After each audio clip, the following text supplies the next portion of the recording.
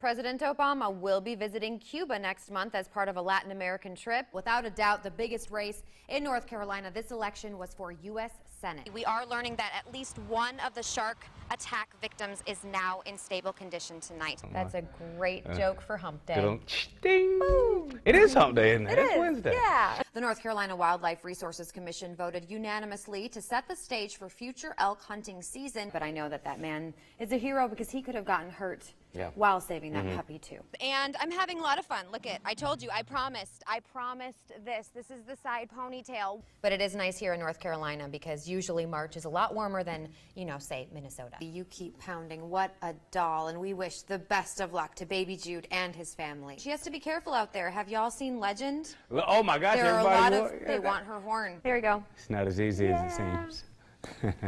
I'm wearing heels, so I win. And I'm Makenzi Henderson, live in Oak Island. If you are just joining us, we have been covering 2 shark attacks that happened yesterday all day. We were in Oak Island yesterday at 7, and we were in Oak Island again this morning at 4 in the morning to bring you more details on these 2 shark attacks. One happening just before 5 at the pier yesterday, another happening just a couple of hours and a couple of miles away. Now, we're not getting much information about the victims, although new at 5:30, we are learning that at least one of the shark attack victims is now in stable condition tonight. Now, these 2 shark attacks, and of course the one earlier last week, creating a lot of not hysteria, but people are pretty traumatized by this news. Time now to get local, starting right here in New Hanover County. Well, there were 7 candidates on the ballot for 4 spots for New Hanover County Board of Education, including 3 Republican incumbents. They all supported that school bond. All 3 incumbents came into the election with decades of experience on the board. Then there were some newbies. All but one has extensive experience in the school. So did the voters want experience, tenure, or fresh ideas? Let's look at the results coming in with 93% of the precincts reporting. Looks like we've got our 3 incumbents up there in the top 4. Janice Kavanaugh coming in with 16. Bruce Schell is a newbie, but he is a Republican, coming with 15. Don Hayes, 15%. Ed Higgins with 14%. But of course, the 3 Democrats on the bottom, they are all neck and neck, so very, very hard to see where this will go tonight. In addition to the school bond, voters in the city limits of Wilmington were also asked to spend some money. The city wanted $44 million for roads, sidewalks, crosswalks. This one, not called yet, but 65% say that they do want to spend that money. All right, so back to our election night analyst and WWAY's Kevin Wizzardo. Kevin. In a galaxy far, far away, Makenzi Henderson wore Princess Leia buns. Yes, exact. We're actually at Mayfair, so we're really not that far away. But obviously, where am I? At the Star Wars The Force Awakens premiere, and I am joined by David Shifter, and he is a Star Wars fan. So a little bit. Just a little bit. Just a little bit. So when did you see this movie? About an hour ago. Just let out. Amazing. No spoilers, but amazing. Everyone is saying that. Do you think that it's amazing just because you want it to be amazing, or is it really amazing? No, it really is, because we've been disappointed with some of the prequels.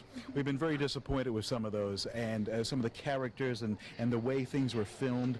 A lot of practical effects here, meaning there were actually true models and such. Not a lot of instead CGI. Of CGI. No, not as much computer generated.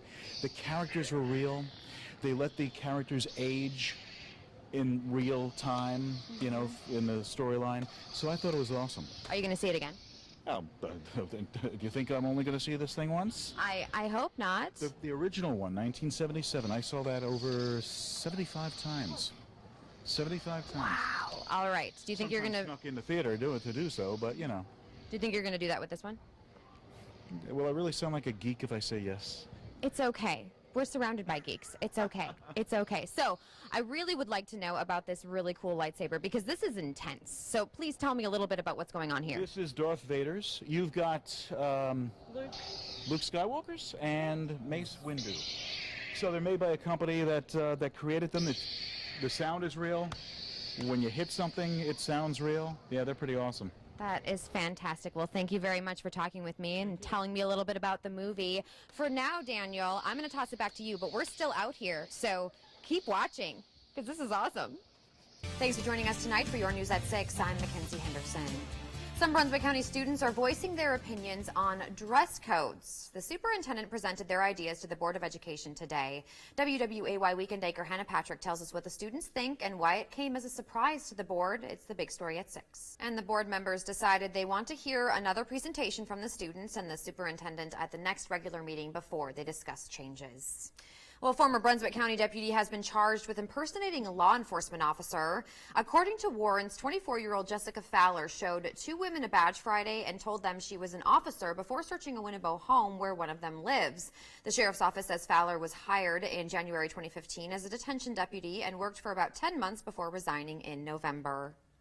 A Bolton man who exposed himself to women while behind the wheel was sentenced today. In New Hanover County Court today, we learned Terrence Jones must be on supervised probation and take a sex offender evaluation. The judge also handed down a 45-day suspended sentence. Jones faced 2 counts of indecent exposure after several reports of a man exposing himself to female drivers. The calls came in the area of Oleander Drive and Independence Boulevard in October. Well, we here at WWAY love to get involved in the community as much as possible, and today I had another chance to do that and talk about journalism. Here's a picture with 2 of the organizers of the Adult Scholars Leadership Program. They invited me to speak to members about my career and journalism, and I was absolutely honored to do so, and I had such a great time. The program unites intellect with opportunity and skill with needs, specifically among those 50 and older who have just moved to the area. A great bunch of people, fantastic audience, extremely engaged. Awesome. So Fantastic. Yes. Well, a tornado touched down in North Carolina this morning. Where it happened and the damage it left in its wake. Thanks for joining us tonight for your News at 6. I'm Makenzi Henderson. UNCW campus police are investigating an aggravated assault that happened to a student on campus last night. Police say assaults are very rare on campus, but it still raises a question about campus safety. WWAY's Madison Morgan spoke with students about how safe they feel on campus. It's the big story at 6. Some criminal charges filed against Powerball millionaire Marie Holmes were dismissed today. According to a criminal summons filed by Lorna Marlowe last month, Holmes repeatedly called and threatened Marlowe, but officials say when the prosecuting witness failed to appear at a hearing, the charges were dismissed. A groundbreaking was held today in downtown Wilmington with plans for a hotel to be built right next to the Wilmington Convention Center.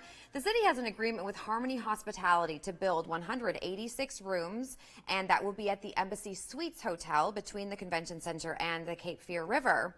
Mayor Bill Saffo says they lost a lot of conventions because the center did not have an adjacent full-service hotel, so he thinks this new addition will draw in more people to conferences. The privately owned $36 million hotel will include a full-service restaurant, rooftop bar, pool, and additional meeting space.